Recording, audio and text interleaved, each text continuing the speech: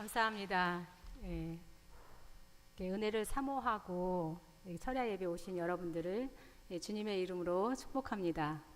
예, 모든 인간은 머리가 하나입니다. 물론 동물도 마찬가지입니다.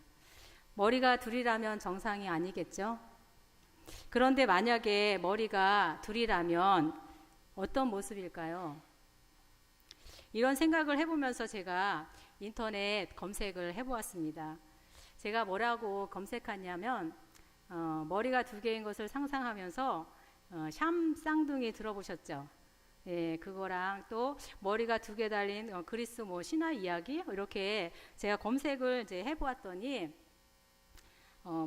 처음에 뜨는 게 뭐냐면 머리가 셋 달린 그런 개가 있는 그런 그리스 신화 이렇게 그런 것이 뜨더라고요. 그 다음에 또 하나는 이제 머리가 둘인 기형적인 동물들의 사진이 수도 없이 많이 올라왔습니다. 물고기에서부터 또 새도 머리가 두 개인 게 있고요. 그리고 동물, 그러니까 가축들 있죠. 돼지나 오리도 있고 여러 가지 가축들도 머리가 두 개 있는 사진들이 되게 많았고요. 그 다음에 야생동물에 이르기까지 머리가 두 개인 동물들이 수도 없이 많았습니다. 동물들이 이렇게 머리가 둘인 경우를 뭐라고 이름을 붙이냐면 샴 쌍둥이 동물 이렇게 이름을 붙이더라고요. 제가 보는 것만으로도 너무 충격적이어서 너무 징그러워서 더 이상은 못 보겠더라고요. 여러분 혹시 궁금하시면 직접 한번 확인해 보시기 바랍니다. 그런데 되도록이면 안 보시는 게 좋을 것 같아요. 제가 사진을 직접 보여드리고 싶었지만 여러분께서 괜히 기분 또 이상해지고 또 저녁 드신 거 토하실까봐 제가 좀 자제했습니다. 그런데 그 사진들 속에서 이렇게 상상을 초월하는 그 인간 샴 쌍둥이의 그 사진들이 굉장히 많이 있었어요. 그래서 어린아이서부터 또 어른에 이르기까지 그리고 남자 샴 쌍둥이도 있었고 여자 샴 쌍둥이 사진들이 되게 많았습니다. 머리가 둘인데 이제 몸은 이제 하나인 경우도 있고 또 몸은 하나인데 몸은 둘인데 머리가 하나인 경우도 있었습니다. 보는 순간 제가 가슴이 또 너무 먹먹하여서 한동안 아무것도 제가 손에 잡히지 않았습니다.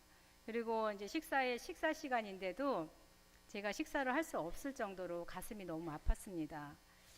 몸이 하나인데 머리가 둘이면 얼마나 불편할까요? 또 서로 생각이 다르고 마음이 다를 때는 어떻게 해결할까요? 한 사람은 화장실 가고 싶은데 한 사람은 그렇지 않을 때 어떻게 해결할까요?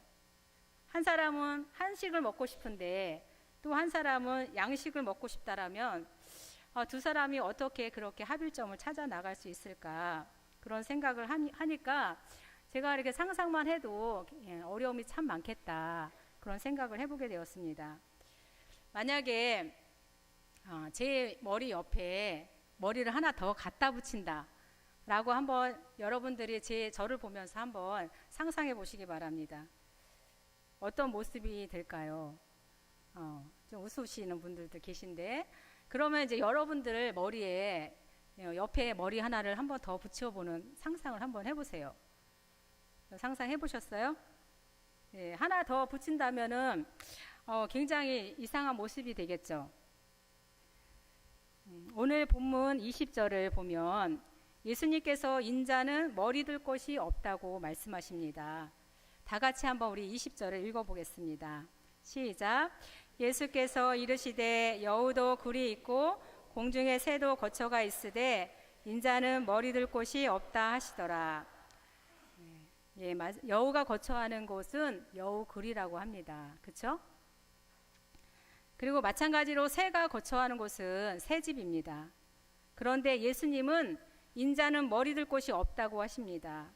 20절이 우리에게 주는 1차적인 그 의미는 예수님은 이 땅에 오셔서 십자가 지러 오셨고 그 다음에 지금도 십자가를 향하여 가고 계시기 때문에 이 땅 어디에도 예수님의 머리를 둘 거처가 없다고 하신 뜻이 있습니다. 1차적으로는 그런 의미가 있습니다. 그러나 저는 여러분과 함께 또 다른 차원의 그 의미를 한번 찾아보고 싶습니다. 20절에 인자는 머리 둘 곳이 없다고 말씀하신 그 예수님의 마음을 잘 살펴보시기 바랍니다. 정말 거처가 없기 때문에 단순히 없다고만 말씀하신 걸까요? 저는 그렇게 생각하지 않습니다. 머리들 곳이 없기 때문에 없다고 하신 것이라는 것을 제가 짐작해 볼 수 있습니다. 머리가 어떤 의미이길래 예수님께서 머리들 곳이 없다고 하셨을까요? 우리 에베소서 1장 21절에서 22절 말씀 같이 읽어보겠습니다. 시작. 모든 통치와 권세와 능력과 주권과 이 세상뿐 아니라 오는 세상에 일컫는 모든 이름 위에 뛰어나게 하시고 또 만물을 그의 발 아래에 복종하게 하시고 그를 만물 위에 교회의 머리로 삼으셨느니라. 아멘. 네, 머리라는 의미는 모든 만물을 다스리고 통치하는 것임을 에베소서 말씀이 얘기해주고 있습니다. 그러니까 머리는 주권자를 의미하는 또 왕을 의미하는 것입니다. 그래서 머리신 예수님의 그 발 아래에서 복종해야 하는 것입니다. 여러분 그 예수님의 거처는 엉덩이를 붙일 거처가 아닙니다. 등 따스게 누울 수 있는 그런 거처도 아닙니다. 정확하게 머리를 둘 거처라고 말씀하고 계십니다. 머리들 곳이 바로 예수님의 거처입니다. 한번 우리 따라 하겠습니다. 예수님의 거처는 머리들 곳이다. 예, 감사합니다. 예, 잘 따라와 주셔서 정말 감사드립니다.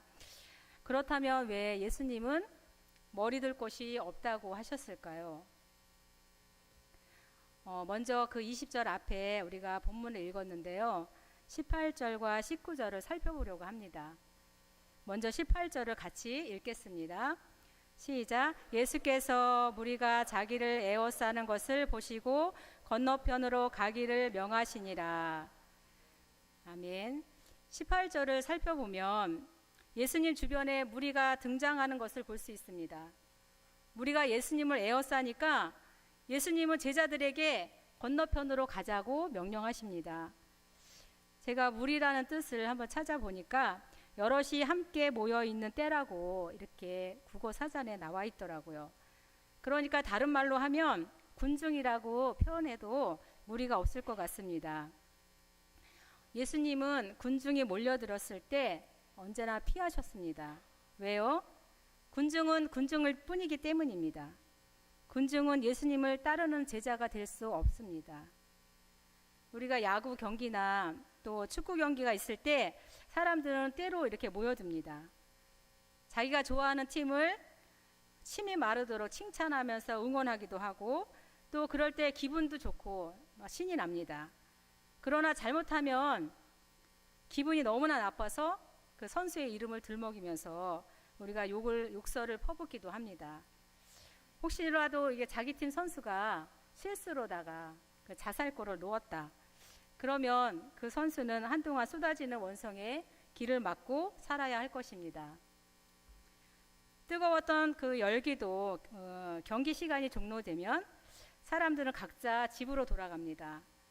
운동장에서 땀 흘리며 뛰었던 선수들과 아무런 관계가 없습니다. 군중들은 선수들과 함께 땀을 흘리면서 심장이 터지도록 그렇게 뛰는 그런 사람들이 아닙니다. 와 하고 이렇게 몰려들었다가 소리 없이 사라지는 사람들입니다. 그렇기 때문에 예수님이 아무런 반응도 하시지 않고 건너편으로 가자고 명령하신 것입니다. 사랑하는 여러분, 우리는 군중이 아닙니다. 기분에 따라 몰려들었다가 소리 없이 사라지는 그런 군중이 아닙니다. 우리는 제자입니다. 아멘. 우리는 예배자입니다. 선수와 땀을 같이 흘리면서 뛰는 제자입니다.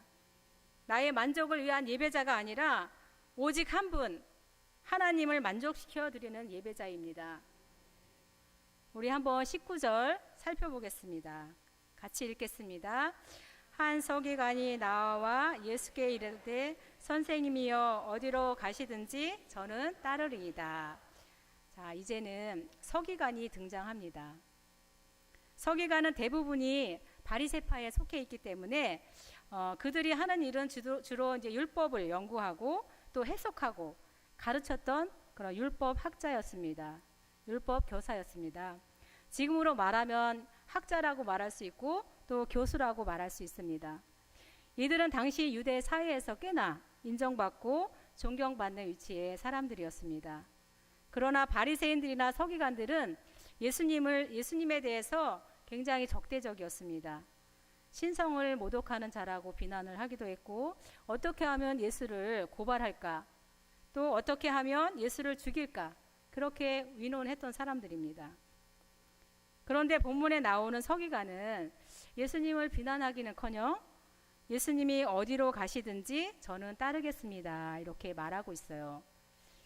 이 정도로 얘기하면 정말 환영 파티라도 해줘야 되는 거 아닙니까?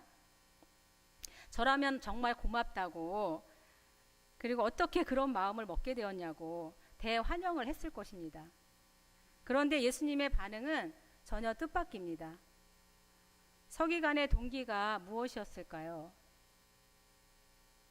예수님을 따르고자 하는 그 마음의 중심이 무엇이었기 때문에 예수님으로부터 환영받지 못했을까요? 우리는 본문이 자세한 정보를 주지 않기 때문에 동기가 이렇다 저렇다 우리가 단정 지을 수는 없습니다. 그렇지만 우리가 미루어 짐작컨대 예수님을 따르고자 하는 그 동기가 그 제자로서의 동기는 아니었던 것 같습니다. 여러분, 우리가 어떤 동기로 예수님을 따르는지는 굉장히 중요합니다. 마음의 중심에 따라 하나님이 받으시기도 하고 또는 받지 않으시기도 합니다. 우리는 사람의 마음을 잘 감찰할 수 없어서 아무라도 따르겠다면 정말 대환영하지만 하나님은 마음을 감찰하시는 분이십니다. 그렇기 때문에 우리의 동기가 순수하지 않으면 절대 받으시지 않는 분이십니다. 예수님을 따른다는 것은 중심으로 따르는 것입니다. 아멘. 21절에 이제 제자가 등장합니다. 무리가 등장했었고, 그 다음에 서기관이 등장했었고, 이제는 제자가 등장합니다. 제자로 이렇게 표현한 것으로 보아서 진짜 제자가 맞는 것 같습니다. 근데 12 제자는 아닌 것 같고, 그 당시에 다른 제자들도 많았으니까 그 제자 중에 한 사람이 아니었을까, 이런 생각을 합니다. 21절 우리 같이 읽어보겠습니다.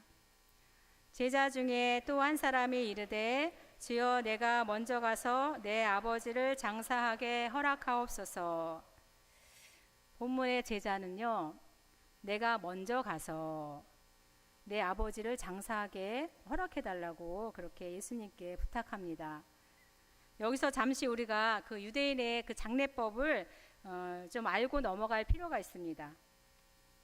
유대인들은 사람이 죽으면 일단 먼저 장례를 치릅니다. 그런 다음에 이제 1년이 지나서 몸이 썩고 시신이 썩고 나서 이 뼈가 이제 분리되는 그 기간이 1년 정도 걸린다고 해요. 그래서 그 뼈가 분리되면 첫 아들, 장남이죠. 장남이 와서 그 분리된 그 뼈를 추스러서 이게 상자에 이렇게 담습니다. 그래서 그 담은 걸 가지고 그 무덤 벽에 이렇게 파낸 곳이 있는데 그 구멍에다가 그 상자를 집어넣으면서 또 장례를 치릅니다.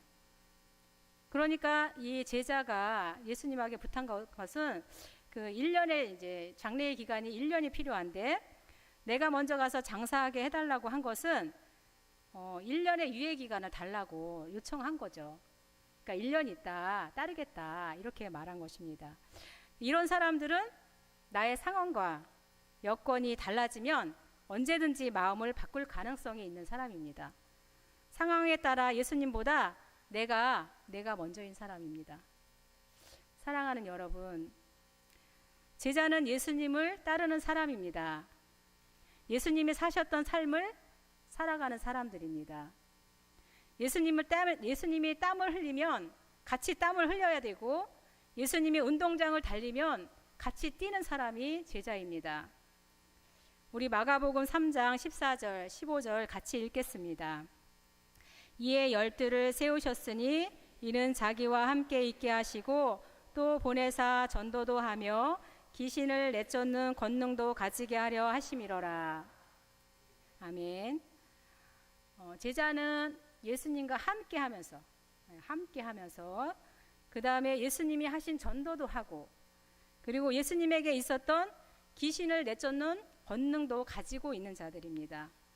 한순간에 왔다가 한순간에 확 사라지는 군중이 아니고, 또 자기의 유익을 위해서 잘못된 동기로 예수님을 따르는 사람도 절대 아닙니다.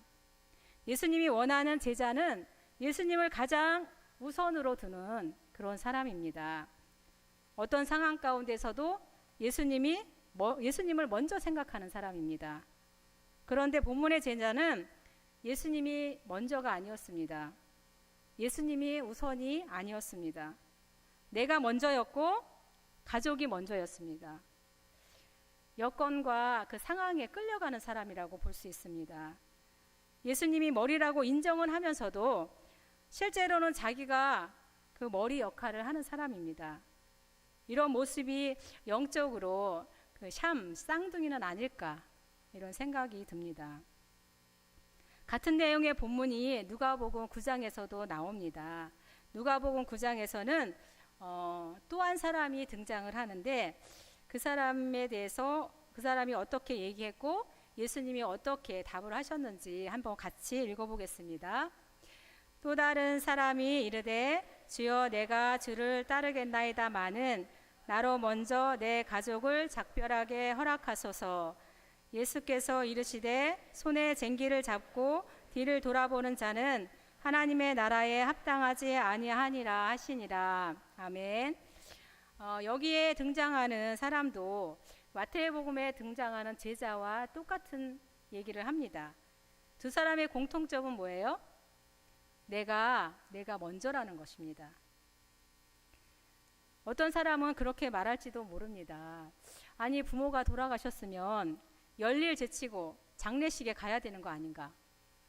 부모가 돌아가셨는데 예수님을 따르는 걸 좀 뒤로 밀어놓고 그렇게 가도 되지 않냐? 아니, 가족과 작별한 후에 예수님을 따르겠다는데 그게 그렇게 잘못인가? 이렇게 원망하면서 예수님은 부모님도 모르고 가족도 모르는 그런 분이라고 오해할 수도 있습니다. 사랑하는 여러분, 여기서 강조하는 것은 부모를 버리고 가족을 버리라는 것이 아닙니다. 먼저가 누구냐, 머리가 누구인가를 강조하고 있는 것입니다. 최고의 선수에게 가장 높은 수준의 그 훈련을 요구하는 것처럼 예수님도 우리에게 절대적으로 양보할 수 없는 게 있습니다. 그것은 머리입니다. 예수님은 저와 여러분의 머리가 되는 것을 절대 양보하지 않으시는 분이십니다. 예수님을 머리로 삼는 자만이 예수님을 따를 수 있기 때문입니다.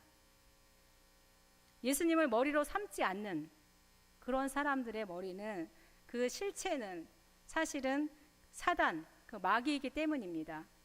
그래서 예수님은 22절에 이렇게 말씀하십니다. 22절 같이 읽겠습니다. 예수께서 이르시되 죽은 자들이 그들의 죽은 자들을 장사하게 하고 너는 나를 따르라 하시니라. 아멘. 예수님을 머리로 삼지 않는 자는 죽은 자들입니다. 살아있지만 영적으로 죽은 자들입니다. 스스로 머리된 자들은 사실 마귀의 종노릇을 하고 있기 때문에 예수님께서도 이들을 죽은 자라고 표현하신 것입니다. 저는 지금까지 이렇게 살아오면서 내가 머리 되어서 살았던 날들이 얼마나 많은지 모릅니다. 물론 지금도 여전히 그 사단의 종노릇 하지 않기 위해서 매일매일 씨름하면서 살아가고 있습니다. 교회를 다니기 전이라서 그랬고, 교회를 다닌 후에는 예수님을 믿었지만 예수님에 대해서 잘 몰랐기 때문에 내가 머리 역할을 참 많이 했습니다. 그런데 지금은 예수님을 따르는 제자라고 하면서도 여전히 제가 머리 역할을 할 때가 참 많이 있는 것을 봅니다. 제가 우리 교회는 6번째로 사역을 하는 곳입니다. 주일학교 사역에서부터 작년에 사역에 이르기까지 6곳의 그 교회를 제가 거쳐왔는데, 저의 경우는 그 사역지를 선택하면서 내가 머리가 될 때하고 예수님이 머리가 되셔서 나를 인도하실 때가 정말 다르구나. 이런 것을 제가 경험하게 되었습니다. 주님의 인도하심보다는 내가 보기에 여러 가지로 여건이 좋아서 방향을 결정하고 선택할 때는 제가 꼭 실패를 했습니다. 제가 2번 정도, 6번 중에 2번 정도 그랬던 것 같아요. 내가 보기에 보암직하고 또 내가 보기에 탐스러워 보여서 선택했던 것이죠. 교회가 안 좋아서 그런 건 아닙니다. 모든 교회는 다 좋습니다. 모든 교회는 주님의 교회이기 때문에 다 좋습니다. 다만 그 하나님이 인도하시지 않은 곳에서 제가 제 마음대로 결정하고 갔기 때문에 제가 어려움을 겪었고 그 다음에 사역 내내 그리 행복하지가 않았던 것입니다. 하나님의 어떠함보다는 나의 어떠함이 동기가 될 때 그 결과가 얼마나 다른지 제가 그 실패를 경험하고 나서 뼈저리게 느끼게 된 것입니다. 이렇듯 내가 머리가 되어서 가는 길은 사망의 길입니다. 물론 우리 교회는 주님의 확고한 인도하심을 받고 왔기 때문에 사역을 하면서 때때로 힘들 때도 있지만 제가 지금 5년 차니까 지난 날을 이렇게 되돌아보면 참 행복했다 이런 마음이 듭니다. 그리고 지금도 여전히 사역하면서 저는 너무 행복합니다.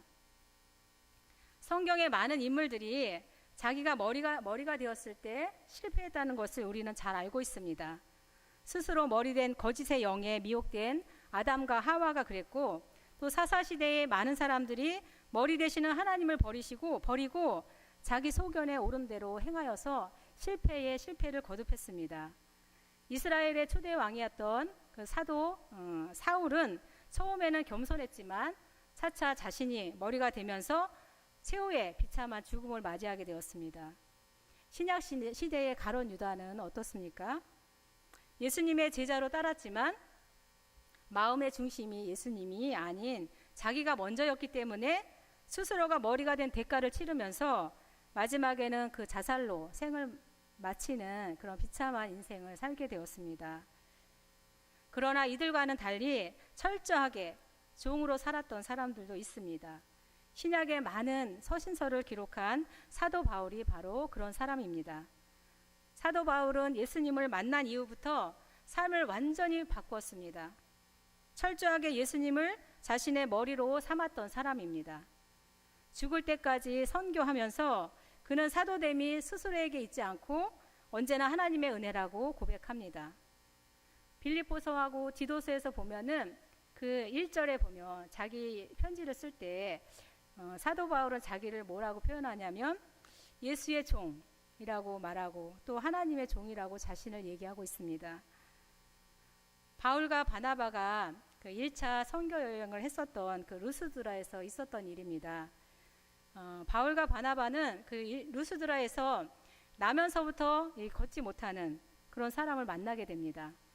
그의 병을 고친 일로 무리들이 바울과 바나바를 이렇게 에워쌉니다.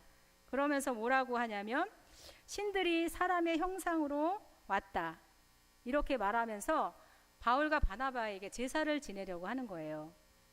우리 사도행전 14장 13절에서 15절 같이 읽어보겠습니다. 시외 제우스 신당의 제사장이 소와 화환들을 가지고 대문 앞에 와서 무리와 함께 제사하고자 하니 두 사도 바나바와 바울이 듣고 옷을 찢고 무리 가운데 뛰어 들어가서 소리질러 이르되 여러분이여 어찌하여 이러한 일을 하느냐 우리도 여러분과 같은 성정을 가진 사람이라 여러분에게 복음을 전하는 것은 이런 헛된 일을 버리고 천지와 바다와 그 가운데 만물을 지으시고 살아계신 하나님께로 돌아오게 함이라. 아멘. 사람들이 자기들에게 경배하려는 모습을 보고 바나바와 바울은 옷을 찢습니다. 그리고 무리 가운데 뛰어들어가면서 소리를 지릅니다. 옷을 그렇게 찢을 때 바나바와 바울의 그 심정이 어땠을까요? 가슴이 무너지는 그런 참담한 심정이었을 것입니다. 당장 그들의 행동을 제지하려고 뛰어들어가서 소리를 지릅니다. 그런 그 행동을 옷을 찢으면서 또 뛰어들어가면서 또 소리치는 정말 제사를 지내면 안 되는 그것을 막으려고 하는 그런 바울과 바나바의 모습이 좀 그려지지 않습니까? 바울의 이런 모습을 보면서 제가 얼마나 부끄러운지 모릅니다. 정말 저와는 너무나 다른 모습을 보는 것 같습니다. 우리는 뭔가 일을 잘하면 사람들에게 인정받고 싶어하고 또 칭찬받고 싶어합니다. 그리고 남들이 알아주지 않으면 또 속상한 마음을 갖기도 합니다. 바울의 모습을 보면서 저는 아직도 멀었다 이런 생각이 듭니다. 여러분, 사도 바울이 왜 옷을 찢어가며 머리가 되지 않으려고 했을까요? 그리고 예수님은 왜 머리 들 곳이 없다고 하셨을까요? 요한복음 12장을 보면 예수님의 발에 그 향유를 부은 마리아가 나옵니다. 같은 내용의 그 마태복음 26장 그리고 마가복음 10장에서는 여인이 지극히 비싼 향유를 예수님의 머리에 부었다고 기록하고 있습니다. 그런데 요한복음에서는 마리아가 향유를 예수님의 발에 부었다고 기록되어 있습니다. 우리 12장 3절 같이 보겠습니다. 마리아는 지극히 비싼 향유 곧 순전한 나드 한 근을 가져다가 예수의 발에 붓고 자기 머리털로 그의 발을 닦으니 향유 냄새가 집에 가득하더라. 아멘. 왜 마태복음과 그 마가복음에서는 머리에 부었다고 기록해 놓고 또 요한복음에서는 왜 발에 부었다고 기록해 놓았을까요?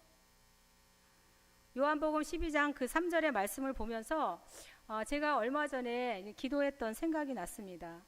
그때 저는 내가 나의 머리가 되려고 하는 마음과 또 내가 내 삶의 주인이 되려고 하는 그런 마음과 씨름하고 있었습니다.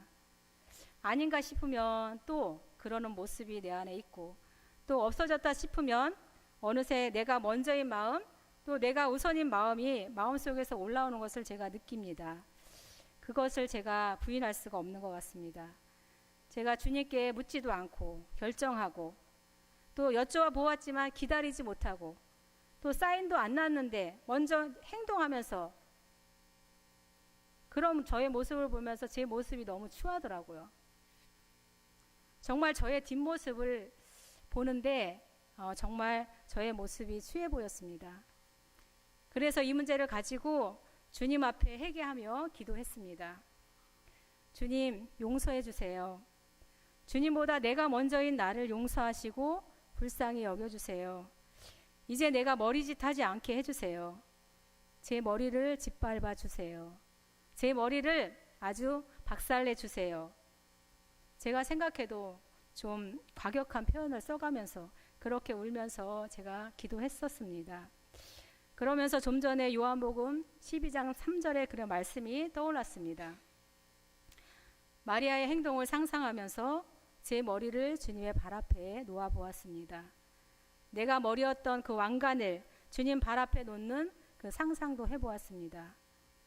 이런 기도를 하면서 저는 요한복음 12장 3절 말씀을 묵상하고 또 묵상하면서 주님께 묻고 또 물었습니다. 왜 요한은 향유를 발에 부었다고 기록하였을까? 성령님은 저에게 요한이 기록한 그 마리아의 사건이 창세기 3장 15절 말씀과 깊은 관련이 있음을 깨닫게 해주셨습니다. 창세기 우리 3장 15절 같이 읽겠습니다. 내가 너로 여자와 원수가 되게 하고 내 후손도 여자의 후손과 원수가 되게 하리니 여자의 후손은 내 머리를 상하게 할 것이요 너는 그의 발꿈치를 상하게 할 것이니라 하시고. 아멘. 이 말씀은 예수 그리스도가 십자가에서 죽으심으로 말미암아 이 세상을 통치하고 또 이 세상을 주관하고 다스리는 그 사단의 머리를 짓밟음으로써 인해서 그 하나님의 나라가 이 땅 가운데 이루어진다는 것을 예표하는 말씀입니다. 그러니까 마리아의 행동은 창세기 3장 15절 말씀이 그 이루어짐을 상징적으로 보여주고 있는 것입니다. 마리아는 말씀에 붙들려 살았던 사람입니다. 늘 주님 발치에 앉아서 말씀 듣는 것을 사모했던 그런 여인이었습니다. 마리아가 원시복음 그 3장 15절을 몰랐다고 할 수 없습니다.